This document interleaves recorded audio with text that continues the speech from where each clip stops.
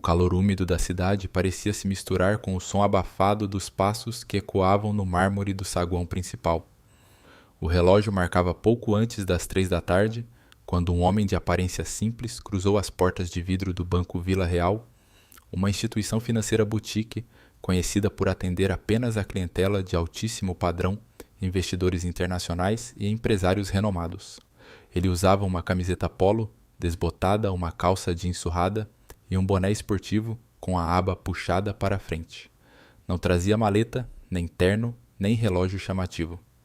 Andava com a calma de quem não tem pressa, mas também com a confiança silenciosa de quem conhece cada detalhe daquele lugar.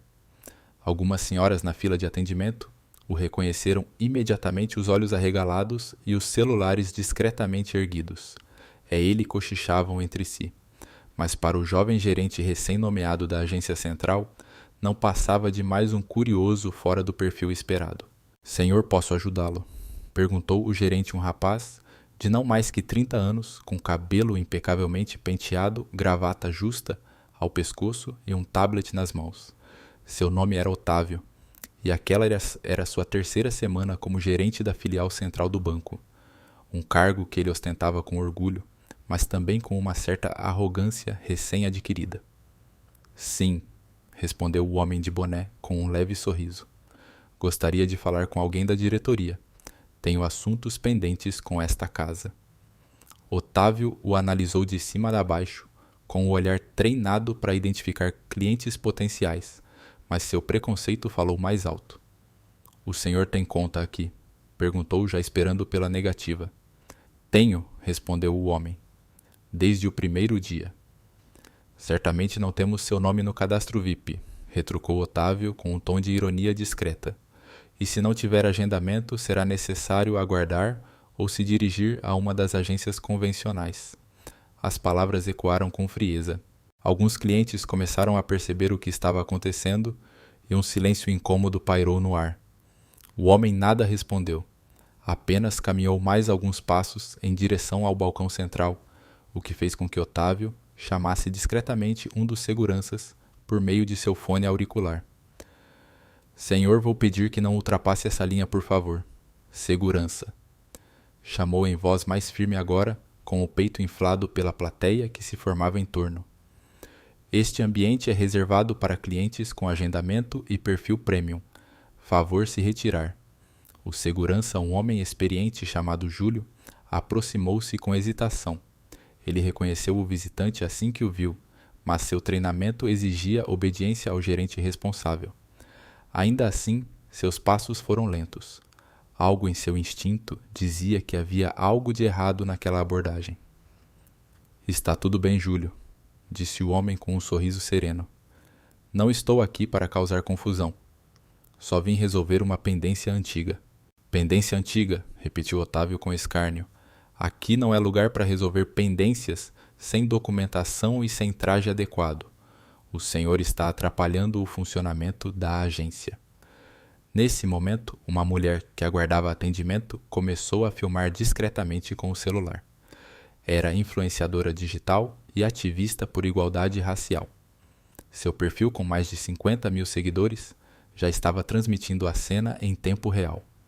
Os comentários começaram a pipocar. "Isso está acontecendo." "Mesmo." "Eles sabem quem ele é. Alguém avisa esse gerente, pelo amor de Deus." Mas Otávio parecia cego. O poder lhe subia à cabeça como vinho barato. "Senhor, esta será sua última advertência. Se não se retirar, serei obrigado a chamar a polícia." E foi nesse instante que o homem tirou o boné. Lentamente, com a naturalidade de quem faz isso desde criança. Os cachos castanhos caíram para os lados, revelando o rosto bronzeado que já estampou campanhas publicitárias em 4 continentes, que levantou o troféu sob aplausos de milhões e que tinha uma das maiores taxas de reconhecimento facial do planeta. O sorriso continuava lá, aquele mesmo sorriso leve e desconcertante que tinha encantado o mundo do futebol. Mas agora ele não estava em um campo.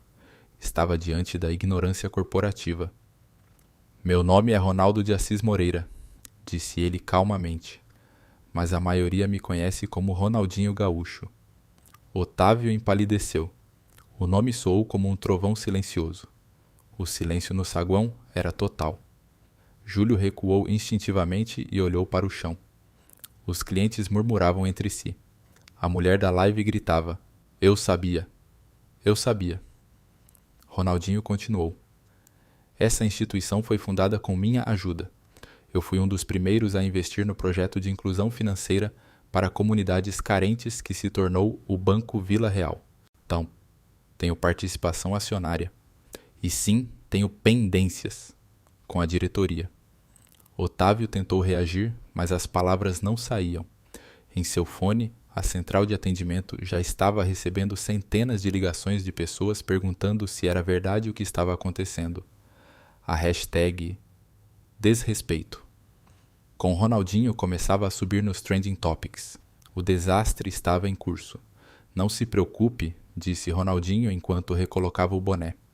"Eu não ficarei aqui muito tempo. Só vou dar um telefonema." Ele se afastou da multidão e sacou seu celular. Ligou, falou poucas palavras, algo como "Código 10, sede central, acesso imediato." E desligou. 5 minutos depois, uma SUV preta parava em frente à porta giratória. Um homem de terno azul marinho com o rosto tenso e suor na testa entrou apressadamente.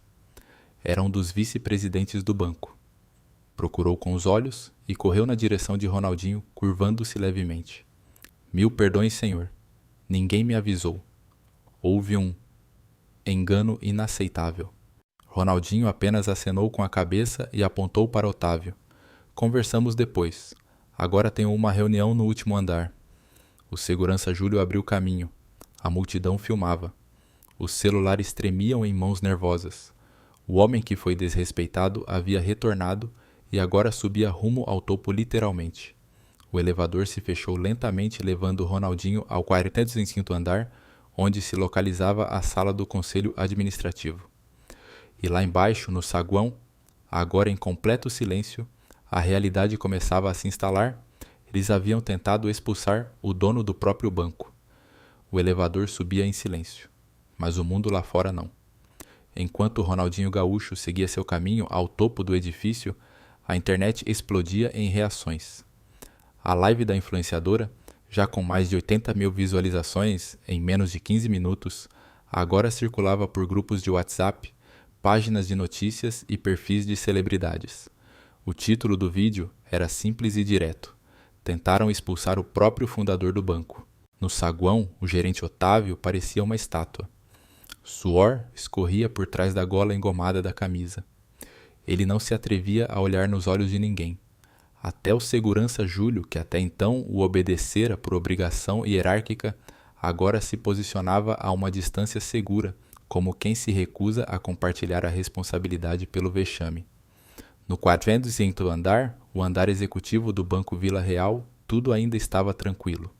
Reuniões de rotina café, sendo servido em xícaras de porcelana italiana, executivos trocando e-mails e relatórios, sem imaginar o furacão prestes a atravessar suas portas.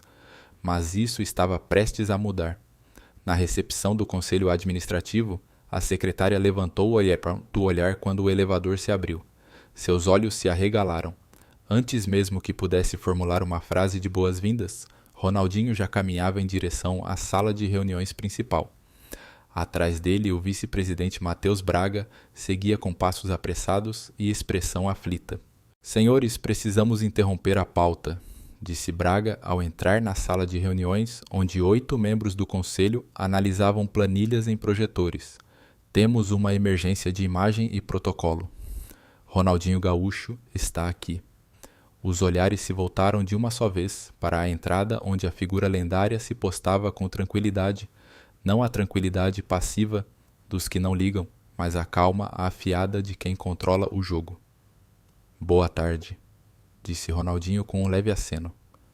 "Parece que meu nome caiu no esquecimento em alguns setores da casa." A presidente do conselho, Dona Clarice Montenegro, uma veterana do setor bancário, se levantou imediatamente. "Ronaldinho, o que aconteceu? Por que você não foi direto para cá?" "Porque quis ver como estavam as raízes." Ele respondeu. "E o que encontrei Foi uma arrogância que sinceramente não cabe dentro de uma instituição que construímos para servir a todos, não apenas aos engravatados. Braga entregou à presidente um tablet com o vídeo da live. Em poucos segundos o silêncio se instaurou. Os conselheiros, acostumados a escândalos sutis e abafados, agora encaravam uma bomba pública exposta em tempo real. Isso já ultrapassou os limites do aceitável, disse Clarice com os olhos fixos na tela. Ele mandou o senhor sair do próprio banco. Disse que chamaria a polícia. Ronaldinho assentiu. E não foi só isso. Me mediu pelo que eu vestia, pela minha aparência. Não perguntou meu nome. Não conferiu meus dados. Julgou. E não foi o único. Alguns funcionários preferiram o silêncio à dúvida. O erro não foi só dele. Foi do sistema. A sala ficou em silêncio. Não o silêncio respeitoso das homenagens, mas aquele carregado de culpa coletiva. O vice-presidente Braga limpava o suor com um lenço de bolso. Um dos conselheiros tentava disfarçar o nervosismo, mexendo em sua aliança. Ronaldinho começou. Clarice, isso é gravíssimo, e será tratado com o rigor necessário. Quero saber o nome de todos os envolvidos. Não vim aqui pedir cabeça de ninguém, respondeu ele. Mas exijo mudança. Exijo que o banco que leva meu DNA adote um novo protocolo de atendimento mais humano, mais inclusivo. E que essa vergonha sirva para algo maior do que pedir desculpas. Os conselheiros murmuraram entre si. A conselheira mais jovem, Júlia Nascimento, levantou a voz pela primeira vez. Acho justo. E mais do que isso necessário. Nosso banco tem crescido, mas nossos valores estão se perdendo. O nome Ronaldinho sempre foi associado à alegria, à humildade e ao talento. O que vimos ali embaixo foi o oposto. Ronaldinho se virou para Braga. Vice-presidente, quero que o tal gerente esteja aqui em 10 minutos. E que todos os envolvidos assistam à gravação. Ao vivo. Sem edição. Braga acenou e pegou o telefone. Enquanto isso, no térreo, a multidão continuava aumentando. Câmeras de televisão já se posicionavam do lado de fora. Repórteres tentavam confirmar a veracidade da história. Hashtags como Ronaldinho humilhado e Banco do Respeito subiam aos trends. Otávio, pálido como papel, foi chamado via rádio para subir ao 405º andar. Ele demorou a responder. Sabia que o elevador não seria apenas um transporte físico, mas o começo do fim de sua carreira. No andar executivo, a sala de reuniões agora transmitia a gravação da live em um telão. Otávio entrou enquanto a imagem mostrava ele próprio apontando o dedo para Ronaldinho e dizendo: "O senhor está atrapalhando. Saia!" Ninguém disse uma palavra. O silêncio era mais eloquente do que qualquer bronca. Otávio sentou-se por instrução de Clarice. Ronaldinho permaneceu de pé. "Você sabe quem eu sou agora?" perguntou Ronaldinho. "Sim", senhor, respondeu Otávio com a voz quase sumindo. "E isso muda algo no modo como você trata as pessoas?" indagou novamente. Otávio hesitou. O constrangimento era total. Porque se muda, então, é um problema. Pessoas não devem ser tratadas bem porque têm nome famoso ou dinheiro. Devem ser tratadas bem porque são pessoas. Clarice interveio. Gerente Otávio está suspenso de suas funções a partir de agora e será avaliado pelo comitê de conduta. Ronaldinho, então, se virou para os conselheiros. Mas, repito, não vim buscar punição. Vim exigir solução. Um protocolo de atendimento inclusivo, treinamentos obrigatórios para todos os colaboradores e uma auditoria das práticas internas. E mais, quero que tudo isso seja público. A vergonha não é a exposição. A vergonha é o que levou à exposição. Clarice assentiu com firmeza. Concordo. Vamos redigir isso ainda hoje. E vamos nomear esse protocolo como ele merece, protocolo Ronaldinho. O salão aplaudiu. Não por formalidade, mas por reconhecimento. O menino de Porto Alegre que encantou o mundo com seus dribles agora transformava um erro vergonhoso em marco histórico de inclusão corporativa. Enquanto Otávio era escoltado para fora da sala, Ronaldinho se sentava, finalmente cruzava os braços e olhava pela janela do 405º andar. Lá embaixo, a cidade seguia seu ritmo apressado, sem saber que naquele instante um banco inteiro começava a mudar, não por conta de um escândalo, mas pela atitude silenciosa de alguém que mais uma vez jogava como ninguém. O sol se escondia entre os prédios altos da cidade, mas a temperatura da rede ainda estava fervendo. Nos bastidores digitais, o caso já ultrapassava as fronteiras do Brasil. Celebridades, jornalistas, atletas e ativistas do mundo inteiro começavam a comentar sobre o vídeo de Ronaldinho sendo expulso do próprio banco. A palavra vergonha aparecia parede em todos os idiomas. Em menos de 3 horas, a história já era manchete internacional. Mas no interior da sede do Banco Vila Real, outra guerra estava sendo travada da batalha entre a velha cultura da aparência e a nova era da consciência. Após a reunião no 405º andar, Clarice Montenegro convocou uma sessão extraordinária com os diretores de todas as áreas. A pauta não era mais números ou crescimento trimestral. Agora o tema era pela reputação, cultura corporativa e dignidade humana. Ronaldinho, ainda presente, escolheu não ocupar a cadeira do acionista majoritário, mas preferiu caminhar pela sala, observando rostos, avaliando reações. Antes de decidirmos o futuro, começou Clarice, precisamos encarar o presente com honestidade. O que aconteceu hoje aqui expôs mais do que um erro individual. Revelou uma mentalidade silenciosa enraizada que pode estar presente em cada canto dessa instituição. Havia desconforto visível. Alguns diretores se mexiam nas cadeiras, outros desviavam o olhar. Um ou outro digitava ansiosamente em seus celulares, provavelmente tentando controlar a crise de imagem nas redes.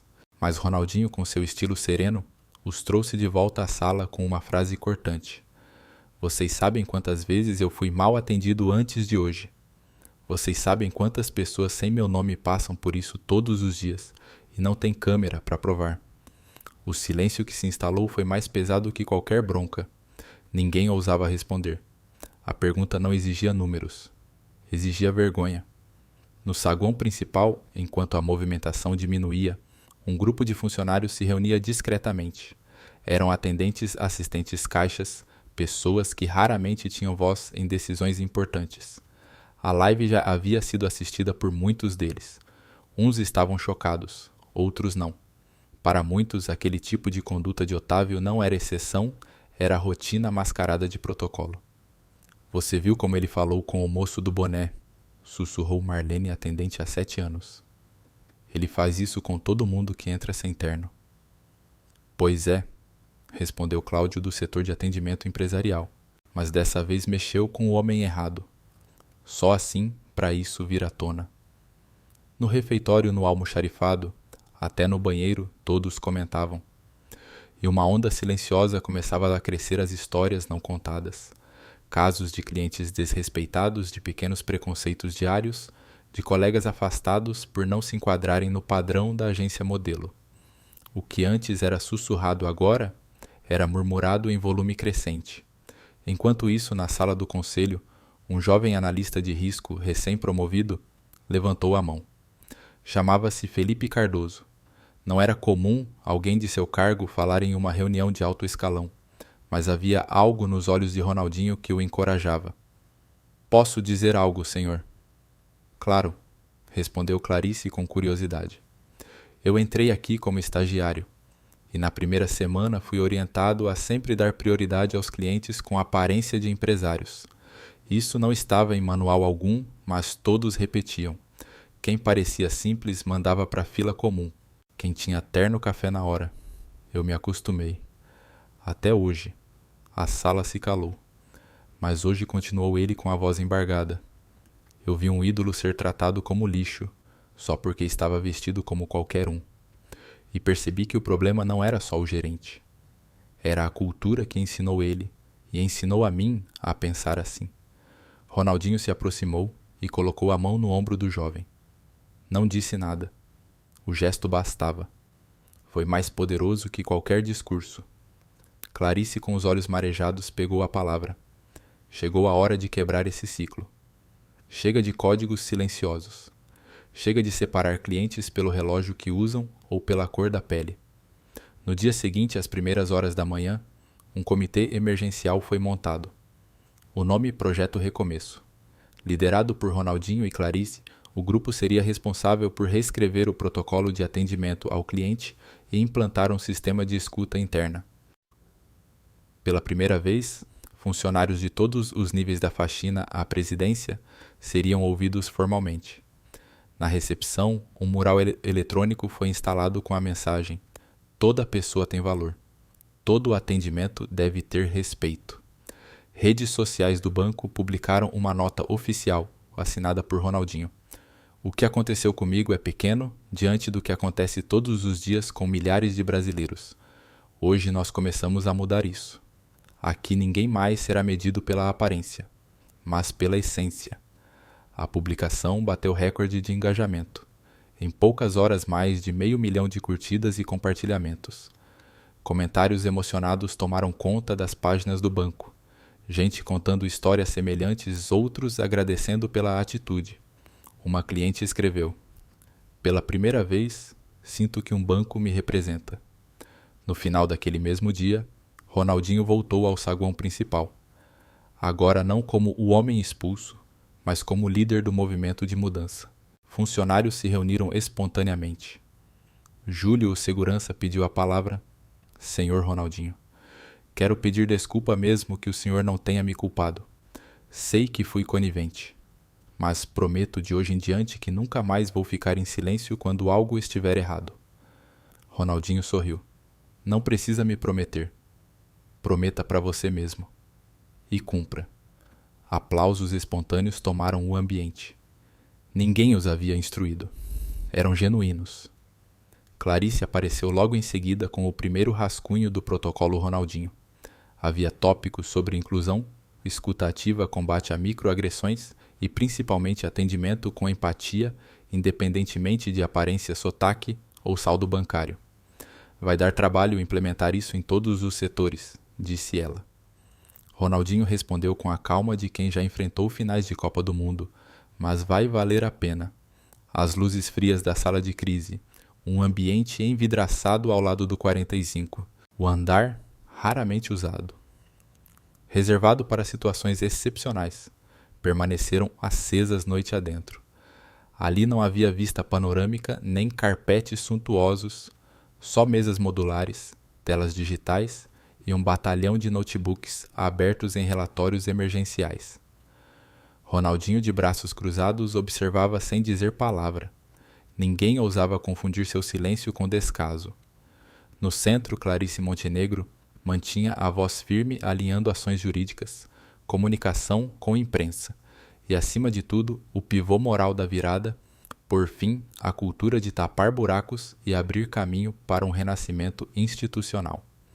Enquanto isso, no subsolo do prédio, máquinas de café trabalhavam a todo vapor para um contingente de funcionários convocados fora de hora.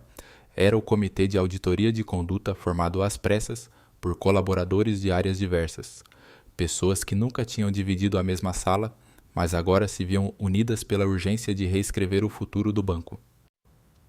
Histórias engavetadas durante anos começaram a emergir como lava de um vulcão. Clientes idosos, ignorados porque demoram muito, agricultores tratados com desdém por chegarem de chinelo, mulheres empreendedoras questionadas sobre quem assina de fato seus contratos. Cada relato virava um post-it colado num mural improvisado. O mosaico de cores expunha sem filtro o preço humano de rotinas aparentemente inofensivas. No andar executivo, o ar-condicionado soprava mais gelado que o normal, mas Otávio sentia a pele arder. Era a febre do medo. Sentado à frente do comitê disciplinar, ele encarava o próprio reflexo num copo d'água trêmulo. Nenhum smartphone por perto, regra imposta por Clarice para evitar vazamentos. Na mesa, um dossiê com impressões da live depoimentos de clientes e as diretrizes antidiscriminatórias que ele jurara ter lido ao assumir o cargo. Perguntaram-lhe por que não aplicara nada daquilo. Ele quis alegar pressão por metas, quis culpar o piloto automático, o aprendido em bancos anteriores, quis evocar a cultura do dress code, mas a verdade era mais crua. Julgara antes de perguntar, subestimara antes de servir. Quando percebeu suas justificativas, viravam areia na boca. Só restou o pedido de perdão.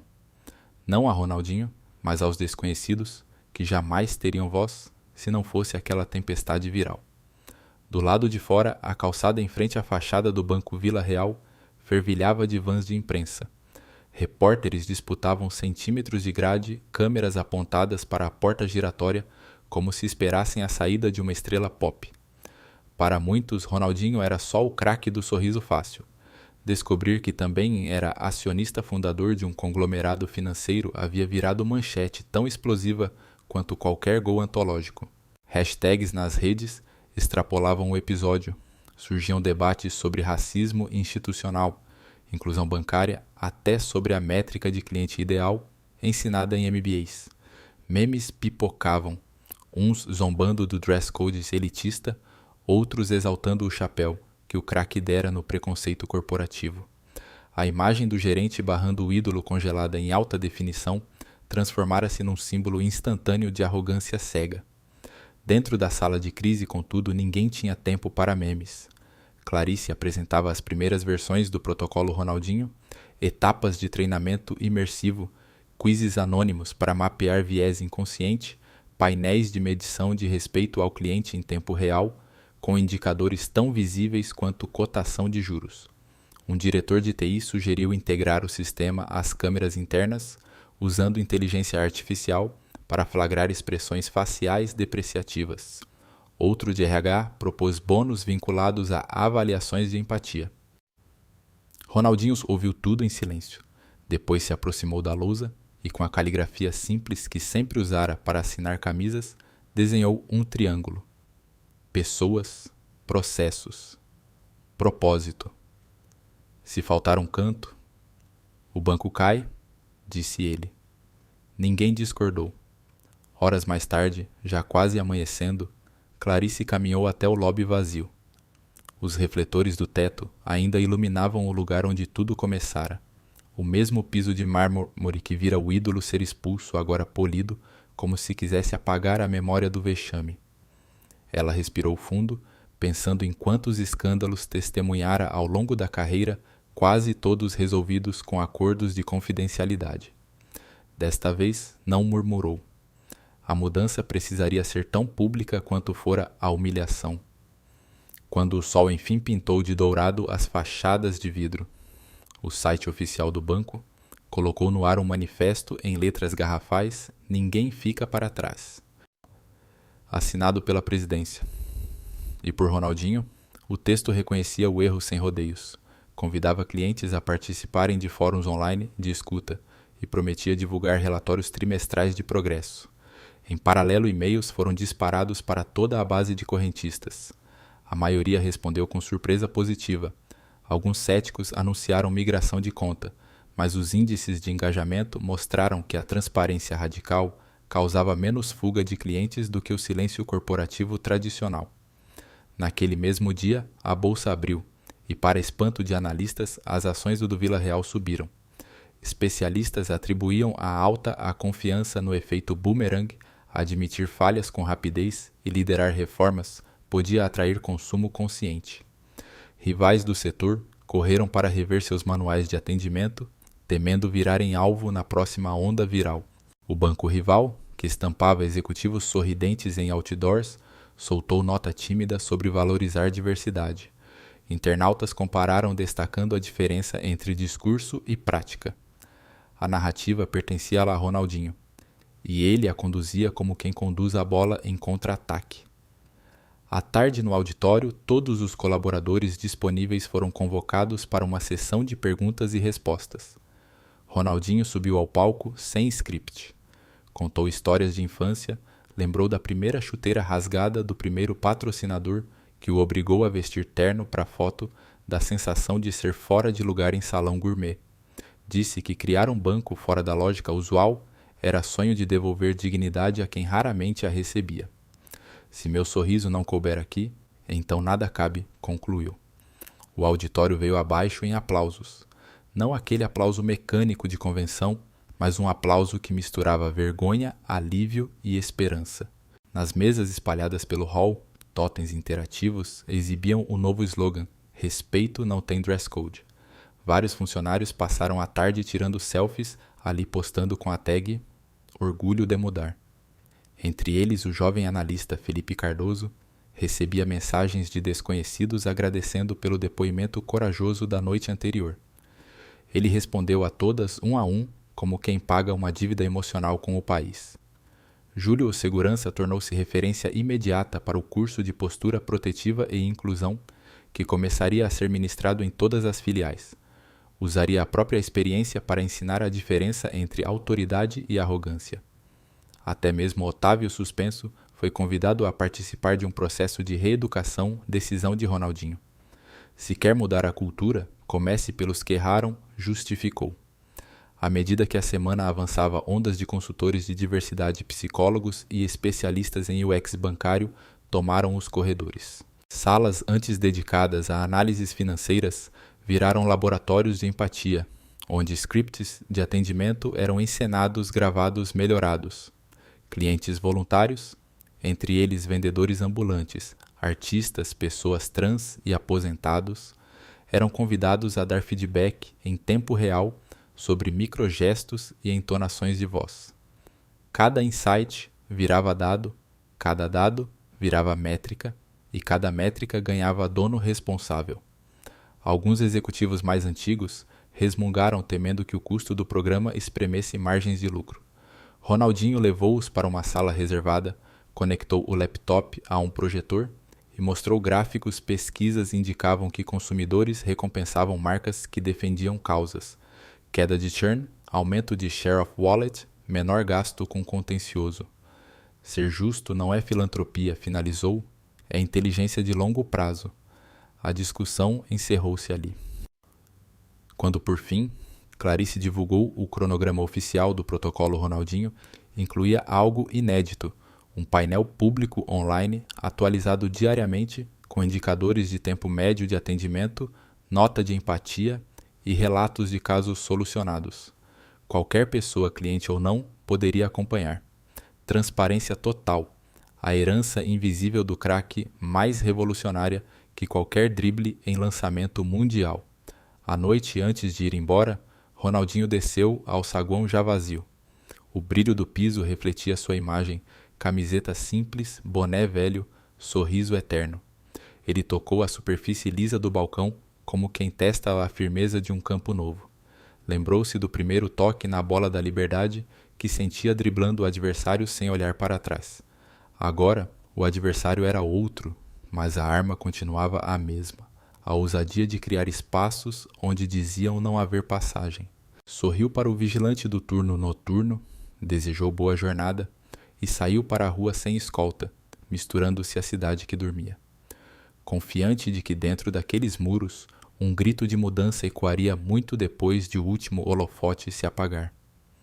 O auditório estava lotado, mas desta vez não era apenas de funcionários.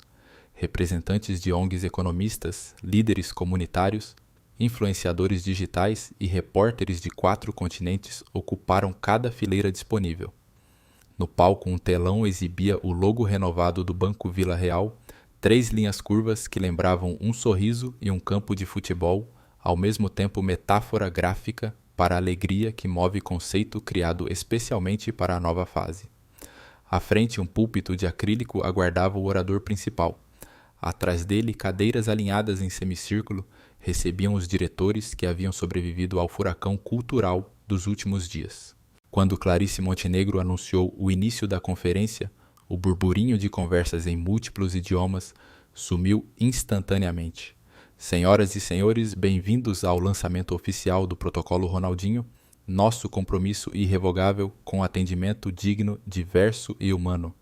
Ela apresentou um breve vídeo, imagens de agências reformadas, com rampas mais largas, caixas de autoatendimento em libras totens, em braille funcionários sorrindo com crachás, onde o primeiro dado não era o cargo, mas o pronome de preferência. Ao fim, uma frase vibrante. Respeito não conta. Segundos aponta caminhos. O craque subiu ao palco sem teleprompter. Muita gente pergunta, por que um jogador se mete em banco? Começou em tom quase confidencial. E eu respondo, porque o dinheiro é apenas um meio. O fim é a liberdade. liberdade para quem vende marmita comprar um freezer, liberdade para uma mãe solo abrir a própria loja, liberdade para um artista de periferia gravar o primeiro disco. Se o banco não serve a essa liberdade, ele não serve para nada. Palmas ecoaram como batuques de arquibancada. Enquanto Ronaldinho falava, engenheiros de software das maiores fintechs do país se remexiam nas cadeiras curiosos com a ousadia de publicar APIs de ética em tempo real. O protocolo previa que cada agência transmitiria a cada hora indicadores abertos sobre filas, taxa de resolução de conflito e índice de cordialidade medido por amostragem de gravações de áudio analisadas por IA. Se a cordialidade caísse abaixo de certo patamar, um alerta surgiria em dashboards públicos e dispararia um pedido de reforço de treinamento. É como VAR de respeito, brincou o craque arrancando gargalhadas. Mas não era só piada. Na plateia, o superintendente do Banco Central tomava notas frenéticas. Reguladores viam ali a semente de uma nova cartilha de boas práticas para todo o setor. O presidente de uma grande estatal bancária cochichou para a assessora. Se não seguirmos, viramos vilões na próxima semana. A concorrência não temia mais apenas perda de clientes, mas exposição moral. Nos bastidores, a equipe de TI transmitia a conferência ao vivo em 10 plataformas simultâneas.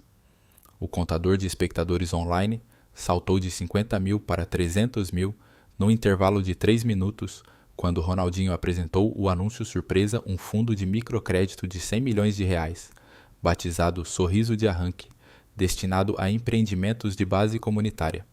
O jingle de lançamento, um samba funk vibrante, tocou e pôs metade do auditório batucando na mesa. Coordenadores de periferia fizeram fila para pegar crachás de agente de mudança. Enquanto os flashes estouravam longe dali, em uma agência do interior, a gerente Maria Luísa recebia o primeiro cliente mistério do programa. Vestido com macacão, manchado de graxa, ele se apresentou como Beto do Guincho. Precisava de crédito para comprar caminhão novo. Anos antes teria sido empurrado para o guichê comum, mas agora Maria Luísa o convidou para uma mesa. Ofereceu água sem cobrar copo, acessou a nova calculadora de risco que incluía histórico informal de pagamentos registrado via QR Code no mercadinho local. O empréstimo foi aprovado em 23 minutos, novo recorde. Quando Beto saiu, sorriu para a câmera externa sem saber que se tornaria o primeiro case oficial do protocolo. No mesmo horário, em outro ponto do país, a auditora interna Carla analisava indicadores de uma agência central repleta de executivos engravatados. Notou que, paradoxalmente ali, a cordialidade havia caído. Funcionários nervosos com a vigilância digital passaram a recitar roteiros mecânicos. Ela acionou o modo imersão psicólogos e atores, chegariam na manhã seguinte para reforçar empatia genuína, não empatia de planilha. Aprenderiam a sorrir com os olhos, não apenas com as métricas. De volta à sede, Clarice passou o bastão a Júlia Nascimento, agora diretora de Cidadania Financeira. Júlia apresentou os 7 pilares do protocolo: escuta-acolhimento, clareza e equidade, transparência, reparação e evolução. Cada um simbolizado por dribles icônicos de Ronaldinho em clipes curtos. Ao explicar, reparação exibiu números. Mais de 1.200 clientes contataram o canal aberto, relatando discriminação anterior. Cada caso receberia resposta pessoal, ressarcimento de tarifas e convite para workshop de educação financeira. Quando mostrou o pilar, Evolução lançou desafio público, qualquer pesquisador poderia auditar os dados anonimizados e, se encontrasse viés estrutural, ganharia prêmio de 50 mil reais. Era a gamificação da vergonha construtiva. Na área VIP, Otávio assistia tudo pela TV corporativa. Já não vestia terno. Trajava camiseta simples, participava de curso intensivo de diversidade e servia de exemplo vivo nos módulos sobre responsabilização. Em vez de demissão sumária, recebera por sugestão do próprio Ronaldinho um estágio de reversão de 6 meses sob supervisão de líderes comunitários. Acordava às 5, visitava feiras populares, ouvia histórias de microempreendedores que um dia desprezara. Cada noite redigia diário reflexivo enviado a Clarice. Dói perceber o que eu era, digitou num trecho, mas dói mais pensar que quase ninguém teria filmado se o cliente não fosse famoso. Clarice não respondeu, colocou o desabafo no mural anônimo para lembrar a todos que uma cultura só muda quando se encaram espelhos incômodos. À medida que a conferência avançava, perguntas do público ficaram mais incisivas.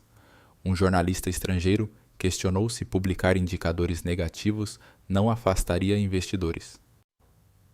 Ronaldinho respondeu de bate-pronto: investidor que foge de transparência? Não me interessa. Quem confia em caixa preta não sabe jogar bola aberta. Em outra frente, uma ativista perguntou se o banco apoiaria causas indígenas.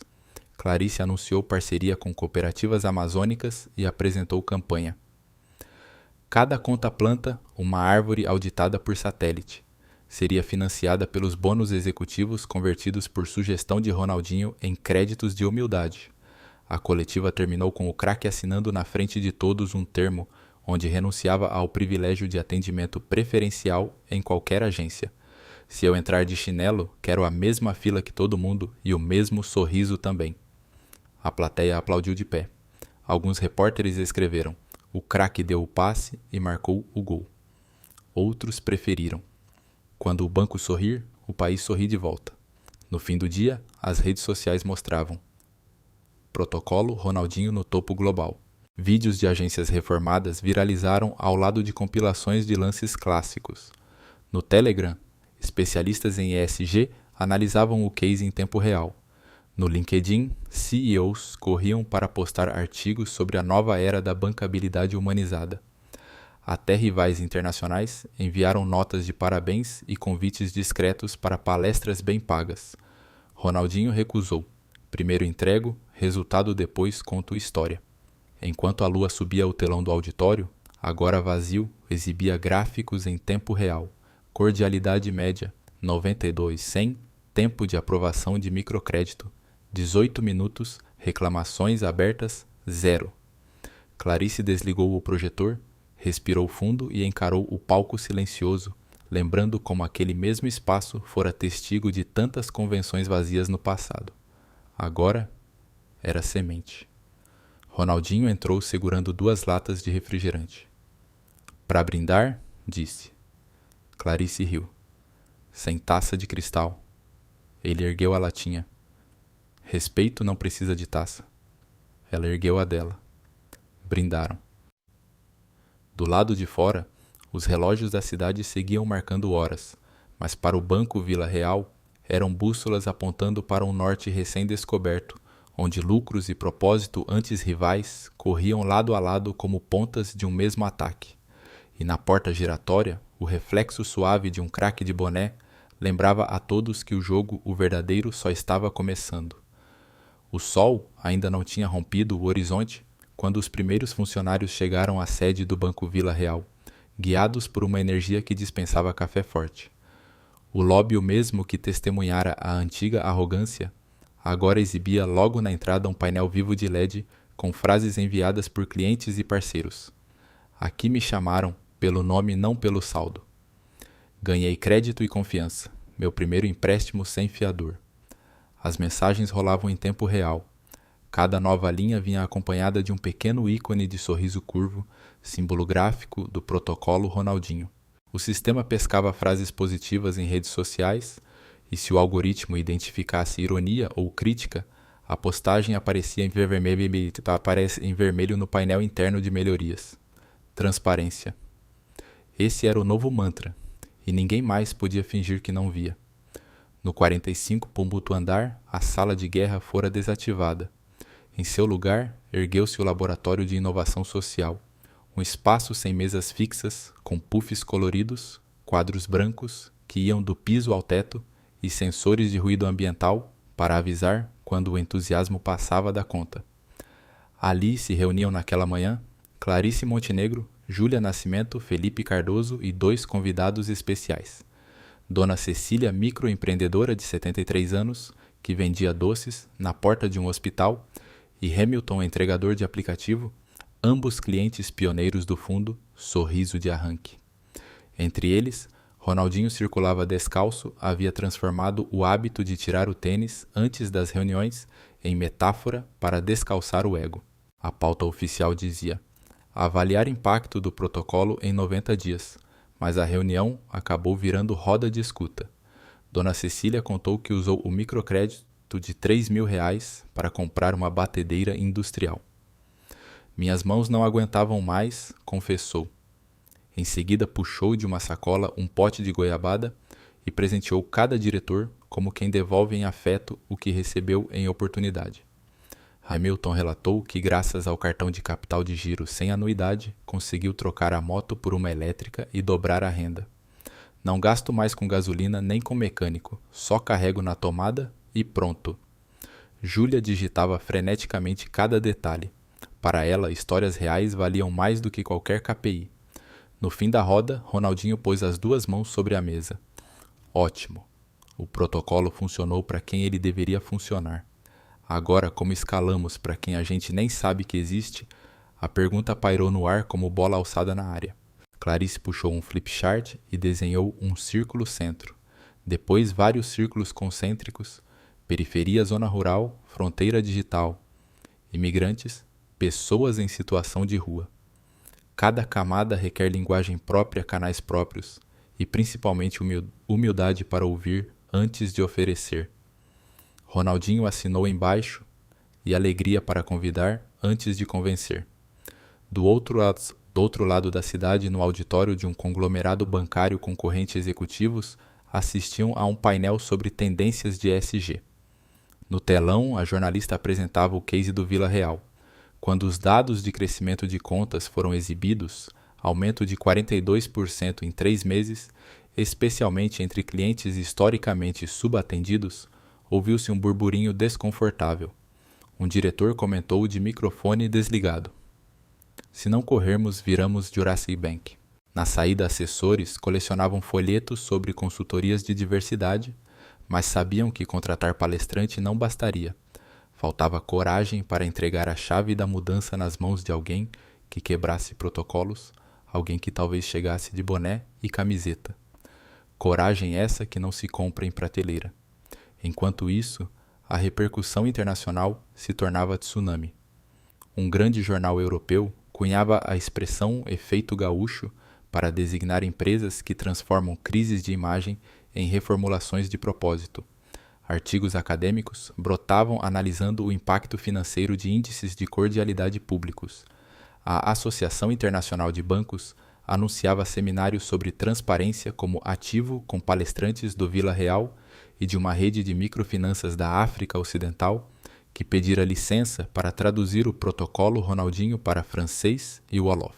O craque respondeu por e-mail em português, mesmo com emoji de coração verde e amarelo. Espalhem, adaptem, driblem do jeito de vocês. Chega à tarde e Ronaldinho dirige-se à quadra de futsal comunitária que ele ajudara a reformar, anos antes agora rebatizada Arena Liberdade Financeira. Não era evento de imprensa, mas a notícia vazou. Crianças rodeiam o ídolo, pedem autógrafos, contam que a mãe abriu conta digital sem tarifa. Ele ouve cada relato, faz embaixadinhas com a bola, depois interrompe o jogo para um ritual. Todos devem escrever num papel o que querem conquistar se o dinheiro não for obstáculo. Sonhos voam para o alto como confetes curso de enfermagem, banda de rock, food truck, vegano, passagem para conhecer o mar. Ronaldinho guarda cada bilhete numa caixa transparente material para o próximo lote de microcrédito.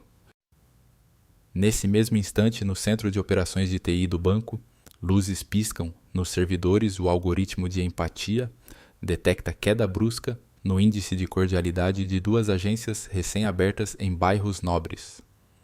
O alerta dispara para o celular de Júlia, que estava ainda na arena. Ela pede licença, liga para o gerente responsável, programa videoconferência com o psicólogo de plantão e já agenda para o dia seguinte roda de conversa com estagiários. O protocolo funcionava como antídoto de tempo real, não deixava a ferida virar cicatriz, tratava antes de infeccionar. No cair da noite, Clarice, Júlia, Felipe e Ronaldinho voltam ao laboratório. Levaram consigo a caixa de sonhos da arena. Espalham os bilhetes sobre a mesa de vidro como se fossem cartas de baralho. Felipe sugere ranquear por viabilidade financeira. Júlia por impacto social. Clarice por urgência pessoal. Ronaldinho balança a cabeça. Vamos sortear. Tira um boné do bolso, dobra cada papelzinho, joga dentro e chacoalha. Felipe protesta. Mas a governança? A auditoria? O craque sorri. Confiança também se aprende jogando limpo com o acaso. Puxam 20 bilhetes. Anotam no quadro.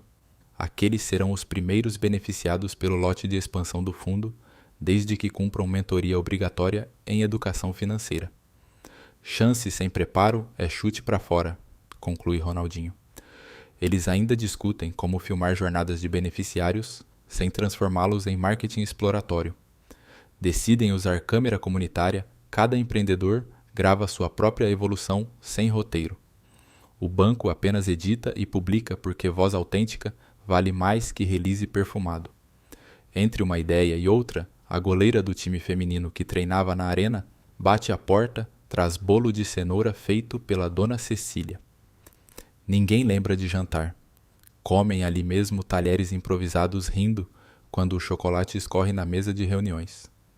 É nesses detalhes que a cultura nova se cimenta quando açúcar de avó cobre o plano de negócios. Perto da madrugada, as luzes se apagam no prédio espelhado, mas o painel de LED no lobby continua projetando mensagens. Surge uma inédita anônima. Entrei só para ver se era verdade. Saí com conta aprovada. Obrigado por não olhar meu sapato. A frase brilha sozinha no hall vazio, até que sensores de presença reconhecem Ronaldinho descendo as escadas, boné na mão. Ele para diante do painel, lê a mensagem devagar, como quem guarda gol na memória. Toca na tela. A frase se move dando lugar a outra. Sonhar não cobra tarifa. Ele dá um passo atrás, puxa o celular e fotografa. Manda a imagem para Clarice com uma legenda curta. Nosso placar. Em seguida sai andando pelo corredor, botas nas mãos, pés livres no mármore que antes selara sua humilhação e agora ecoava cada passo de vitória. Ao empurrar a porta de vidro, o vento da madrugada atravessa a camisa fina. Na calçada não há câmera, só o silêncio cúmplice da cidade dormindo. Ronaldinho ergue o rosto para as janelas iluminadas de prédios vizinhos. Imagina quantos sonhos ali aguardam. Crédito de confiança. Sorri. Guarda o celular no bolso, veste o boné. Segue a pé, porque quem mudou o jogo dentro de um banco sabe que a próxima partida começa na rua seguinte. E enquanto ele avança, cada luz acesa parece piscar como se fosse um torcedor solitário gritando das arquibancadas do concreto. Vai bruxo, dribla mais essa. Ele não responde apenas, segue seguro de que a partir dali o campo inteiro é gramado ou aberto para correr.